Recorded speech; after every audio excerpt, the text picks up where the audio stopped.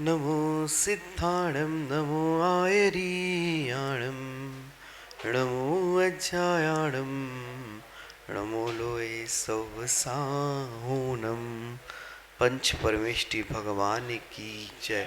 एक हजार श्री आदिनाथ भगवान की जय। अंतिम तीर्थेश भगवान महावीर स्वामी की जय। आचार्य भगवान गुरुवर श्री विशुद्ध सागर जी महाराज जी की जय। मुनिषी सुप्रभ सागर जी महाराज जी की जय। मुनिषी प्रणत सागर जी सौम्य सागर जी महाराज जी की जय। जय जिन बंधुओं, हम सब यहाँ उपस्थित हुए हैं लोकप्रिय कार्यक्रम सम्यक समाधान के लिए। प्रतिदिन की भांति मुनिषी सुप्रभ सागर जी महाराज अपने मुखारविंद से हम सभी के मन में जो उठने वाले विकल्प है, समीचीन विकल्प है, उन विकल्प का सम्यक समाधान हम सभी को प्रदान करेंगे। कितना अहोभाग्य के क्षण होते हैं जो क्षण में साक्षात पंचम परमेष्टि साधु परमेष्टि के मुखारविंद से हम सभी को अपने विकल्प का सम्यक समाधान प्राप्त होगा। जैसा इसका नाम है सम्यक समाधान, वैसा इसका काम है। जो सम्यक प्रत्यय लगता है वह समीचीनता की ओर ले जाता है, और ये समाधान जो इस विदिशा नगरी से, धर्म नगरी विदिशा, जहाँ चार कल्याणक शीतलनाथ भगवान के हुए थे, ऐसे अतिशयकारी धर्म नगरी विदिशा से मुनिषी सुप्रभ सागर जी महाराज के मुखारविंद से हम सभी लोग यह सम्यक समाधान सुन रहे हैं। उनकी यह अनुकंपा हमारे ऊपर ऐसी ही बने रहे, इस विनय के साथ मुनिषी प्रणत सागर जी महाराज से यह निवेदन करते हैं कि हे स्वामी, आज के कार्यक्रम को गति प्रदान करते हुए संचालित करें। नमोस्तु नमोस्तु नमोस्तु। नमो हरिहंताणं नमो सिद्धाणं नमो आयरीयाणं नमो अज्जायाणं नमो लोए सौवसाहुणम। पंच परमेष्टि भगवान की, परम पूज्य आचार्य भगवंत गुरुवर विशुद्ध सागर जी मुनि महाराज की जय। परम पूज्य मुनि श्री सुप्रभ सागर जी महाराज जी की जय। जय मुनिषी प्रणत सागर जी सौम्य सागर जी महाराज जी की जय। विकल्प तो विकल्प ही होते हैं, और विकल्प अनंत संसार को बढ़ाने वाले ही होते हैं। लेकिन यदि हम थोड़ा सा पुरुषार्थ करें और अपने उन विकल्पों को समीचीनता प्रदान करें, तो वही विकल्प हमारे लिए अनंत सुख का साधन भी बन सकते हैं। और यदि हमारे उन समीचीन विकल्पों का सम्यक समाधान जब कभी हमें किसी निर्ग्रंथ गुरु से प्राप्त हो जाता है, तो निश्चित ही वह हमारे कल्याण का मार्ग खोल देते हैं। ऐसे आत्मकल्याण की प्राप्ति का वह एकमात्र कार्यकारी उपाय समीचीन विकल्पों का सम्यक समाधान, जो कि हम सभी प्रतिदिन परम पूज्य आचार्य भगवंत गुरुवर विशुद्ध सागर जी महाराज के मंगल सुभाषित से, उन्हीं के सुयोग्य से परम पूज्य मुनि श्री सुप्रभ सागर जी महाराज के मुखारविंद से प्राप्त कर रहे हैं। प्रारंभ करते हैं आज का सम्यक समाधान। और आज के पहले विकल्प के लिए छतरपुर मध्य प्रदेश से श्रीमती मंजू जैन महाराज श्री के चरणों में कोटि कोटि नमोस्तु निवेदित करते हुए अपना समीचीन विकल्प रख रहे हैं कि महाराज जी, क्या पहले दूसरे तीसरे चौथे काल में पर्वत नदी वृक्ष मंदिर आदि का विस्तार पंचम काल जैसा ही था? हमारे समीचीन विकल्प का सम्यक समाधान करने की अनुकंपा करें। नमोस्तु महाराज जी, नमोस्तु। ओम नमः सिद्धम। परम पूज्य आचार्य भगवान गुरुवर विशुद्ध सागर जी महाराज की जय। मुनिषी सुप्रभ सागर जी महाराज जी की जय।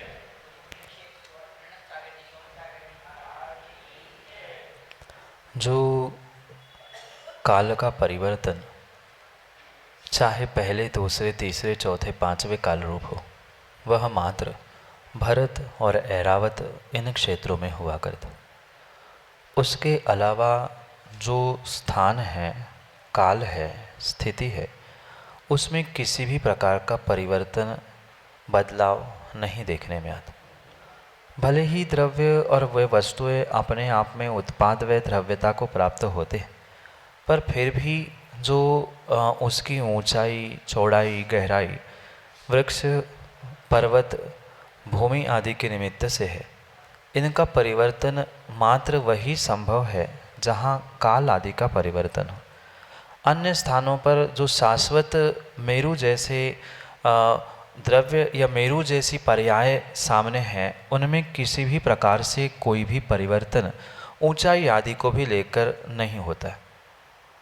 जो काल का परिवर्तन होने वाले स्थान हैं भरत, ऐरावत, वहाँ ये परिवर्तन का जो सिलसिला या परिवर्तन की जो प्रक्रिया चलती है उसे बहुत व्यवस्थित रूप से अनेकांश से समझने की आवश्यकता है, क्योंकि कुछ ऐसी त्रैकालिक पर्याय या त्रैकालिक व्यवस्थाएं आगम में बताई गई है वह काल के परिवर्तन में भी नहीं बदलती।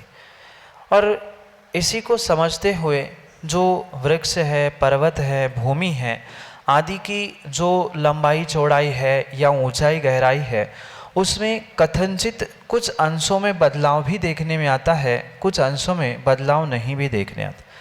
जैसे भारत देश की ही जो शाश्वत सिद्ध भूमि सम्मित शिखर कही जाती है, वह काल के निमित्त से परिवर्तित होते हुए उसकी ऊंचाई चौड़ाई बदलते हुए ये साक्षात वर्तमान के प्रत्यक्ष प्रमाण से हम जानते हैं।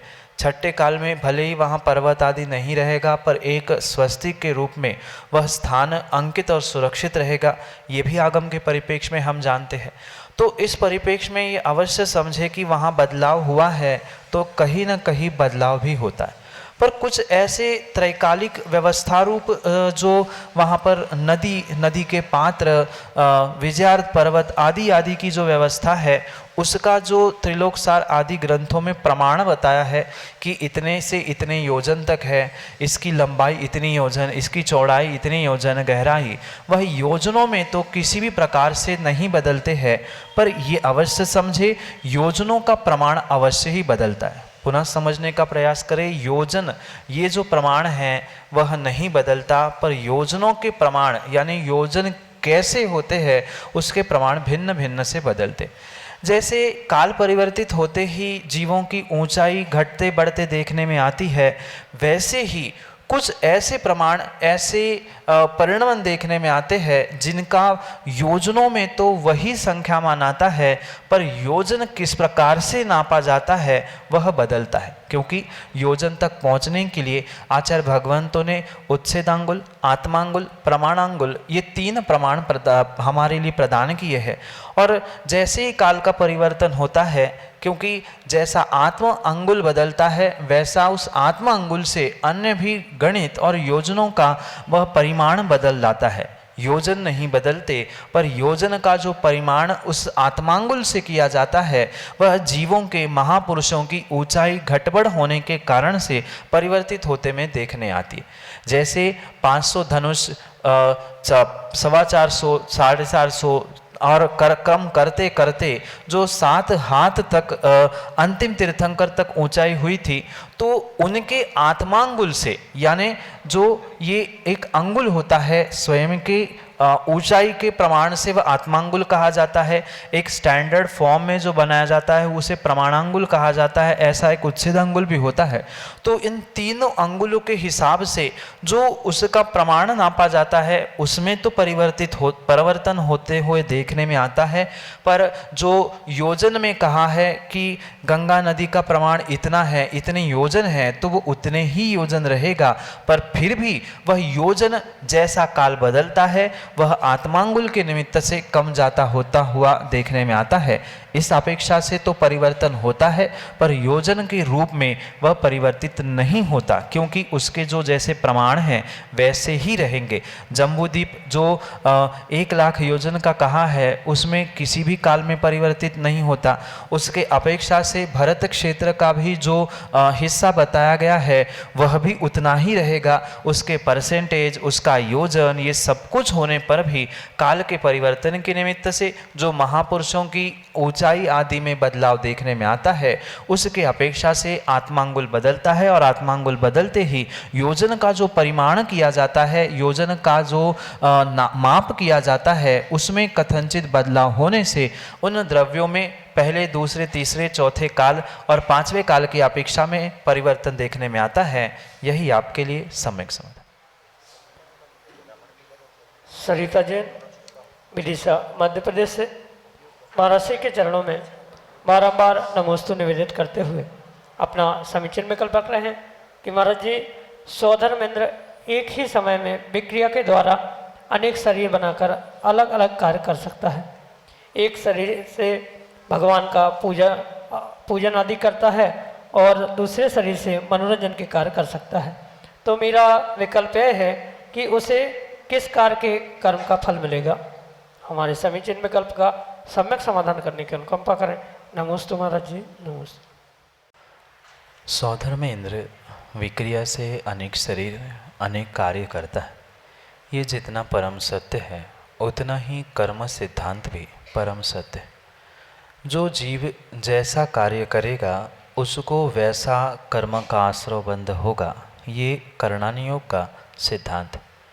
चाहे वह वैकृतिक शरीर से करे, चाहे वह औदारिक शरीर से करे, किसी भी शरीर से जो जीव कार्य करेगा वह उसको आने वाले समय में भोगना पड़ेगा, ये निश्चित है। पर स्वधर्म जैसे इंद्रों के विषय में ये विशेष बात गहराई से समझने की आवश्यकता है। जो वह अनेक कार्य करते हुए दिखता है, अनेक शरीर, अनेक विक्रिया धारण करते हुए भिन्न भिन्न कार्यों में प्रवृत्त होते में देखता है, उस समय में उस छद्मस्त जीव का उपयोग, उसका परिणमन, ये भी बहुत गहराई से समझने की आवश्यकता है।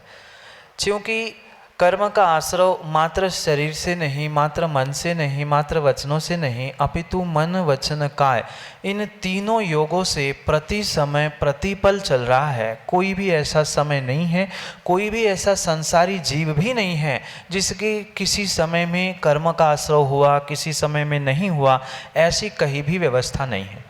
पर स्वधर्म जैसे विक्रिया शरीरधारी वाले या विक्रिया धारण करते हुए अनेक रूप बनाने वाले जीवों के निमित्त से यह स्पष्ट रूप से समझना होगा कि भले ही वे कितने ही प्रकार की विक्रिया कर ले, कितने ही कार्य भिन्न भिन्न प्रकार के कर ले, पर जो जैसा कार्य करेगा उस समय पर उसको वैसा ही आश्रय होगा। और एक विशेष बात द्रव्यानुयोग के सिद्धांत की अपेक्षा से समझनी होगी कि जो छद्मस्त जीव होता है, संसारी जीव होता है, उसका कभी भी एक से अधिक उपयोग नहीं होता। छद्मत्तारणम न दुर्नियो योगा, ऐसा कहते हुए द्रव्य संग्रह में आचार्य भगवान कहते हैं कि छद्मस्त संसारी जीव का एक समय में मात्र एक ही उपयोग होता है, उसके दो दो उपयोग, चार चार उपयोग एक समय में नहीं होते। उपयोग का मतलब ज्ञान दर्शन रूप जो आत्मा का परिणमन चल रहा है वह एक समय में एक ही होगा, भले ही शरीर कितने ही बने हो, क्योंकि जो विक्रिया की जाती है वह पूर्ण रूप से आत्मा के प्रदेशों को फैलाने से की जाती है और वे आत्मा के प्रदेश मात्र फैले हैं, भिन्न भिन्न नहीं हुए।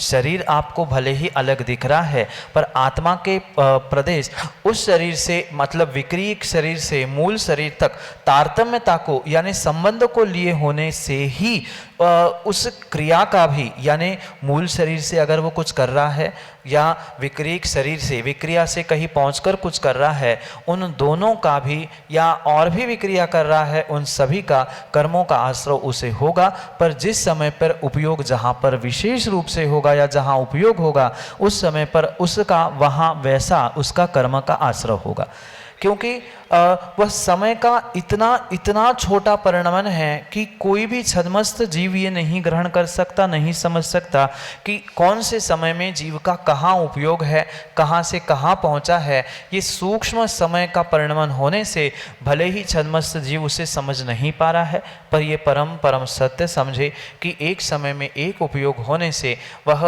वैसा ही कर्म का आश्रय बंध उस समय स्वधर्म आदि इंद्रों को होगा जिस समय पर जैसा उसका उपयोग होगा, क्योंकि शरीर तो मात्र योग है, वह काय योग है, काय योग से नहीं अपितु वचन और मन, इन योगों के साथ जैसा जीव का उपयोग, जैसा परिणमन, जैसा परिणाम आदि सब कुछ होता है, उसको ही वैसे ही उसके लिए कर्म का आश्रयबंध होता है। यही आपके लिए सम्यक समाधान। श्रीमती उषा सिंघई, विदिशा मध्य प्रदेश से, अगले समीचीन विकल्प के लिए। तीनों महाराजियों को मेरे और मेरे परिवार की तरफ से नमोस्तु नमोस्तु नमोस्तु। महाराज श्री, ज्ञान को सर्वश्रेष्ठ क्यों बताया है? यह ज्ञान दूसरे भाव में हमारे साथ कैसे जाता है? कृपया मेरी इस जिज्ञासा का समाधान कीजिए। नमोस्तु महाराज जी। माँ, ज्ञान जीव का स्वभाव है। बिना स्वभाव के कोई भी वस्तु श्रेष्ठता को प्राप्त नहीं होती, और जब तक जीव अपने स्वभाव को, अपने आप को नहीं पहचानता है, तब तक उसकी कीमत को भी वह नहीं जानता। आज तक जीव ने मात्र शब्दों को, ग्रंथों को ज्ञान रूप में स्वीकार किया है, पर वास्तविकता में ये ग्रंथों को, शब्दों को पढ़ना, इसका अर्थ ज्ञान नहीं है। आत्मज्ञानम स्वयं ज्ञानम ज्ञानात अन्य करोति किम। आत्मा का ज्ञान, आत्मा का निर्णय, आत्मा का बोध ही वास्तव में सच्चा ज्ञान है, और उसी ज्ञान को सर्वश्रेष्ठ कहा है।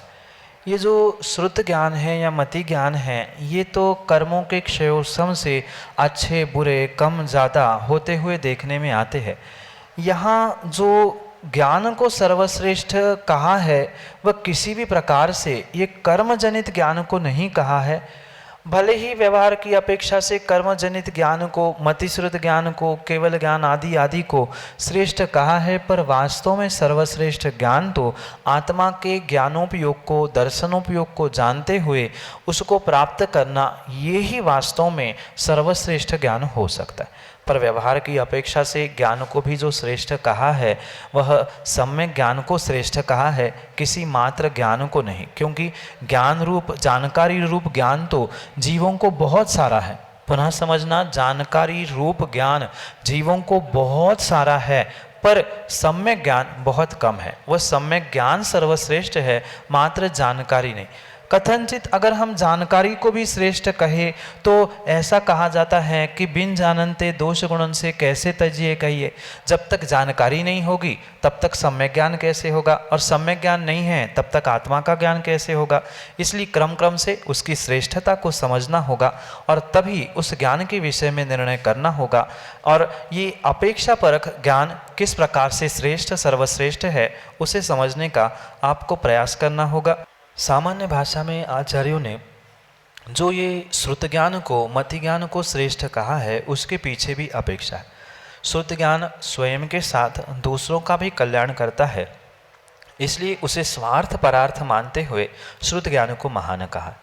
साथ में जो आपका दूसरा विकल्प है, अगले भाव में ज्ञान को ले जाने का, या साथ अगले पर्याय में कैसे ज्ञान जाए, ये विश्वास मानना, जीव का ज्ञान कभी भी किसी भी प्रकार से छूटता नहीं है, क्योंकि वो उसका स्वभाव है। पुनः वही उत्तर है, जो ज्ञान दर्शन से युक्त, उपयोग से युक्त होता है, वही जीव द्रव्य होता है, और उसका कभी भी एक भाव से दूसरे भाव जाते हुए ज्ञान नहीं छूटता। जो उसका ज्ञान मतिश्रुत रहा, वही मतिश्रुत तो होगा, पर सम्यक मिथ्यात आदि के निमित्त से वह कुमति, कुश्रुत, सुमति, सुश्रुत आदि रूप बदलते हुए देखने में आता। पर आपका अभिप्राय मैं समझ रहा हूँ कि आप ये पूछना चाहते हैं कि आज आपने ये ग्रंथों को पढ़ा है, ये जानकारी रूप जो ज्ञान लिया है, क्या वह अगली पर्याय में पहुंचेगा? कथनचित पहुंच भी सकता है, कथनचित नहीं भी पहुंच सकता है। अगर विशुद्धि के साथ कषायों से रहित होकर कोई जीव अपनी पर्याय को व्यतीत करता है, तो मरते समय भी और अगली पर्याय में जन्म लेने के बाद भी उसे बहुत सारा ज्ञान होता है। वर्तमान में भी बहुत सारे जीव आपने देखे होंगे जिनको जाति स्मरण होता है, उनको पिछली पर्याय का याद आता है, मैंने यहाँ जन्म लिया था, मैंने यहाँ पे मृत्यु प्राप्त की थी। आदि आदि बहुत सारे घटनाक्रम उन्हें अपने जीवन के याद आते हैं, तो वह परिपूर्ण रूप से अपनी आत्मा की विशुद्धि, निष्कषाय होकर पर्याय को बिताना आदि के निमित्त से वर्तमान का मतिश्रुत ज्ञान भी अगले पर्याय में साथ पहुंचता है। ये भी परम सत्य समझना होगा, क्योंकि ये मति श्रुत आदि जितने भी ज्ञान है ये ज्ञान की पर्याय है, और शाश्वत ज्ञान जो है वह मात्र केवल आत्मा का ज्ञान दर्शन जो स्वभाव है वही आत्मा के साथ नित्य जाएगा। पर व्यवहार पक्ष से मति श्रुत भी कथनचित जा सकता है, जैसे विशुद्धि जैसे कषाय के परिणाम होंगे वैसे ही जा भी सकता है, नहीं भी जा सकता है। यही आपके लिए सम्यक समझ।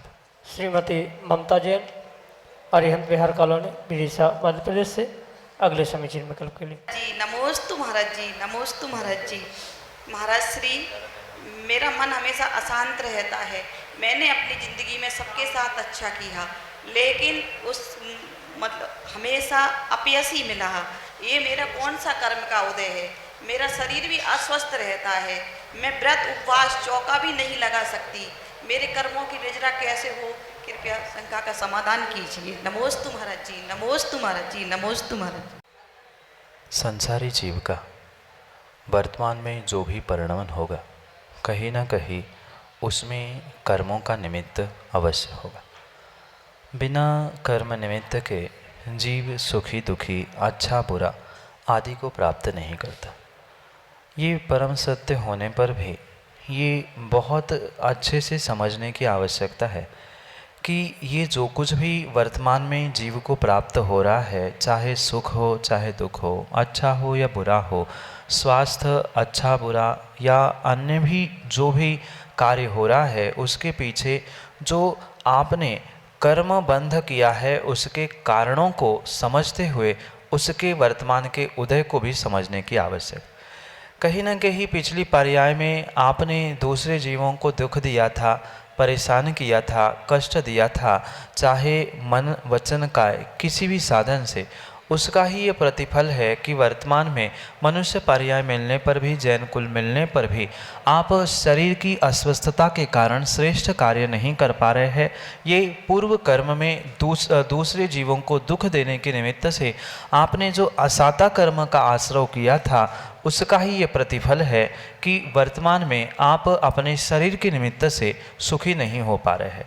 और ये आसाता वेदने के साथ साथ अन्य भी कर्मों को समझना होगा, क्योंकि ये भी ज़रूरी नहीं है कि मात्र गिने चुने कर्मों का उदय ही जीव प्राप्त करता है। प्रति समय जैसे 7 कर्मों का आश्रय बंध जीव करता है, वैसे ही बहुत सारे कर्मों के उदय को भी जीव एक साथ प्राप्त करता है। क्योंकि मात्र 8 ही कर्म नहीं, उन 8 कर्मों की जो और उत्तर प्रकृतियाँ भी हैं, उन 148 उत्तर प्रकृतियों के उदय और उसके परिणमन को भी वहाँ समझने की आवश्यकता है। जैसे बहुत सारे जीव होते हैं जो श्रेष्ठतम कार्य करते हैं, बहुत अच्छा कार्य करते हैं, पर फिर भी कहीं ना कहीं उनके साथ अच्छाई नहीं होती, या कोई उनकी प्रशंसा नहीं करता है, कोई उन्हें देखना भी पसंद नहीं करता है।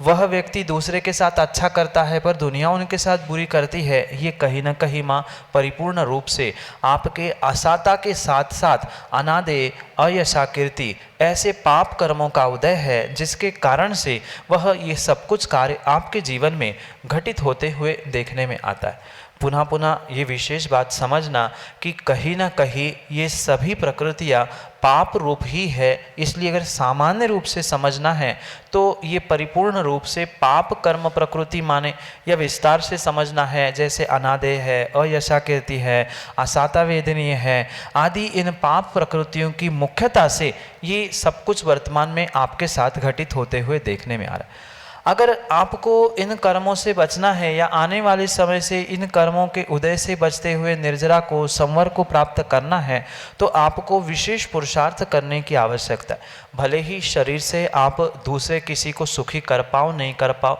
किसी की सेवा कर पाओ नहीं कर पाओ, किसी के बहुत मदद कर पाओ नहीं कर पाओ, पर दूसरे की सेवा करने के भाव, दूसरे को सुखी करने के भाव आदि करते हुए आप मन से साता वेदनी का आश्रय अवश्य कर सकते। और जैसे ही साता वेदनी उदय में आएगी, वैसे ही वह असाता भी नष्ट होते हुए आप सुखी होने का पुरुषार्थ कर सकते हो।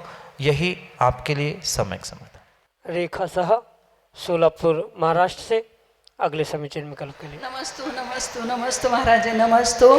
पाणी सवळ्याचं पाणी आणण्यासाठी सवळ्याचे कपडे घालूनच पाणी आणले पाहिजे, पॅन्ट शर्ट घालून आणले तर चालते का? सवळ्याचं पाणी सवळ्याच्या कपड्यांनीच आणलं पाहिजे ऐसा आगम प्रमाण है, क्योंकि ये समझना होगा कि जो शुद्धि का पानी भरा जाता है वह जब तक द्रव्य शुद्धि नहीं है तब तक किसी भी प्रकार से शुद्ध माना नहीं जाता। अगर पूर्व व्यवस्था और आगम प्रमाण को समझे तो प्रत्येक स्थान में सोले के वस्त्र पहनकर ही कुएं से पानी खींचा जाता था और उसका ही प्रयोग अभिषेक, चौका आदि के लिए भी किया जाता था। आज भी यही स्थिति कई सारे स्थानों पर है और मंदिरों में तो स्पष्ट रूप से सोले के वस्त्रों में ही पानी खींचकर अभिषेक आदि के लिए प्रयोग वर्तमान में बहुत सारे स्थानों पर किया जाता। पर श्रावकों ने अपने प्रमाद के कारण साधु की चर्या में बहुत सारे दोष लगाना प्रारंभ किए हैं, क्योंकि जितने वो 46 दोष कहे हैं साधु की ऐष्णा समिति में, वे पूर्ण रूप से कहीं न कहीं अधिकांश श्रावकों के आश्रित ही होते हैं। गलती श्रावक करता है और उसका प्रायश्चित साधु को ग्रहण करता है। इसलिए आगम के परिप्रेक्ष्य में ये अवश्य समझे कि जो चौके का पानी हो या किसी भी प्रकार से अभिषेक आदि के लिए जो पूजा के द्रव्य धोने के लिए पानी का अगर प्रयोग किया जा रहा है तो शुद्ध सोले के वस्त्रों में ही उसको खींचकर फिर उसका प्रयोग करना, यही आगम का प्रमाण है। वर्तमान में भले ही प्रमादी लोग उसे माने नहीं माने, स्वीकार करे नहीं करे, वो भिन्न विषय है, पर आगम के परिप्रेक्ष्य में ये जो व्यवस्था कही है, बताई है, उसे भी बहुत अच्छे से समझने की आवश्यकता है। अन्यथा ये प्रमाद ऐसा ही बढ़ता जाएगा तो कल आने वाले समय में जीव शर्ट पैंट में भी मुनिराज को पड़घाने के लिए या हार देने के लिए खड़े हो जाए। क्योंकि कुछ लोगों का ये भी तर्क है कि हमने तो भले ही शर्ट पैंट पहनी है पर वो हमारे कपड़े सोले के हैं, हमने धो के डाले थे, भले ही आपके नज़रों में वे सोले के थे, आपने उसे सोले के बनाए थे, पर दुनिया के नज़रों में तो यही था, आपने शर्ट पैंट पहने हैं। इसलिए श्रावकों के उन क्रियाओं के साथ, श्रद्धा के साथ मध्यदीप के रूप में आचार्य भगवान ने विवेक रखा है और विवेक के साथ ही ये शुद्धि के कार्य करने की आवश्यकता है। क्योंकि सीधा सा गणित है, जितनी द्रव्य की शुद्धि होगी उतनी आपकी भावों की शुद्धि होगी। ये कहीं ना कहीं जो साधुओं का स्वास्थ्य खराब होना, उनकी साधना में विघ्न बनना, उन पर किसी न किसी प्रकार से ये कर्मों के निमित्त से सब कुछ होने पर भी अगर कोई निमित्त भूत उनकी इन कार्यों में बन रहा है तो वह श्रावक का ये प्रमाद है, जो कि वर्तमान में कई सारे स्थानों में देखने में आ रहा है। इसलिए आपको अगर शुद्ध फल प्राप्त करना है, शुद्ध दान का, शुद्ध अभिषेक का, तो परिपूर्ण रूप से आपको शुद्धि के सोले के वस्त्र पहनकर ही पानी खींचना चाहिए, उसे प्राशुक करना चाहिए और उसका ही प्रयोग चौके और अभिषेक आदि के लिए करना चाहिए। ये तर्क किसी भी प्रकार से योग्य नहीं है। वो तो पानी है, कोई भी खींचता है, आप हमारे बाद भले ही दूसरा खींच रहा है, पर जब कुएं में था वह सार्वजनिक था और जैसे ही मैं वो मेरे पास आ रहा है तो वो मेरा हुआ, तो मुझे शुद्धि से ही उसे ग्रहण करना होगा। इसलिए शुद्धि के वस्त्रों में ही शुद्धि के जल को खींचना और प्रयोग करना आगम के परिप्रेक्ष्य में बहुत आवश्यक है। तभी ये आपका दिया हुआ दान की हुई पूजा, अभिषेक आदि सभी कार्य उत्कृष्ट हो सकते हैं। अन्यथा जो जीव प्रमाद के कारण पाप का आश्रय कर रहा है वह परिपूर्ण रूप से दोषपूर्ण होते हुए आपके लिए दोषपूर्ण ही होगा। भले ही आप अच्छा कार्य कर रहे, दान दे रहे हैं, अभिषेक भी कर रहे हैं, पर शुद्धि का अभाव होने से कर्मों की अशुद्धि आपके साथ अवश्य ही जुड़ेगी। यही आपके लिए सम्यक समाधान। जय जन बंधु, हम सभी लाभ ले रहे थे सम्यक समाधान का, समीचीन विकल्पों का सम्यक समाधान, जिसके माध्यम से हम सभी लोग अपने विकल्पों का समाधान सुनते हैं। अगर आप इस कार्यक्रम से जुड़ना चाहते हो तो आप नीचे पट्टी पे स्क्रॉल पे जो नंबर चल रहे हैं उसके माध्यम से आप हमें व्हाट्सएप के द्वारा अपने विकल्प हम तक पहुंचा सकते हो। हमारा व्हाट्सएप का नंबर है 8707548811। इस व्हाट्सएप के नंबर पे आप अपने विकल्प हम तक पहुंचा सकते हो और ऑडियो मैसेज, वीडियो मैसेज या टेक्स्ट मैसेज के माध्यम से द्वारा आप अपने विकल्प हम तक पहुंचा सकते हो। samyak.samadhan@gmail.com यह हमारी ईमेल की आईडी है। आप ईमेल के प्रयोग उपभोक्ता हो तो आप ईमेल के माध्यम से भी अपने विकल्प हम तक पहुंचा सकते हो। नीचे पट्टी पे पूरे कार्यक्रम के दौरान ईमेल आईडी एवं जो व्हाट्सएप के नंबर से वो फ्लैश हो रहे हैं, आप उसके माध्यम से अपने विकल्प हम तक पहुंचा सकते हैं। एवं मुनिषी के अन्य कार्यक्रम को जुड़ने के लिए यह कार्य सुप्रभुवाच यूट्यूब चैनल को भी आप सब्सक्राइब कर सकते हैं। यूट्यूब चैनल सुप्रभुवाच, मुनिषी सुप्रभ सागर जी का नाम सुप्रभ, वाणी का पर्यायवाची नाम ओवाच, सुप्रभुवाच यूट्यूब पे सर्च करिएगा, शेयर करिएगा, लाइक करिएगा एवं सब्सक्राइब करिएगा ताकि अन्य लोग भी इस कार्यक्रम का लाभ ले एवं लाभान्वित हो। आज के लिए इतना ही। कल ऐसे ही नाविन्यपूर्ण विकल्पों के साथ आपसे जुड़ेंगे। तब तक आप सभी को जय जिनेन्द्र। मुनिषी के चरणों में कोटिशा नमोस्तु नमोस्तु नमोस्तु।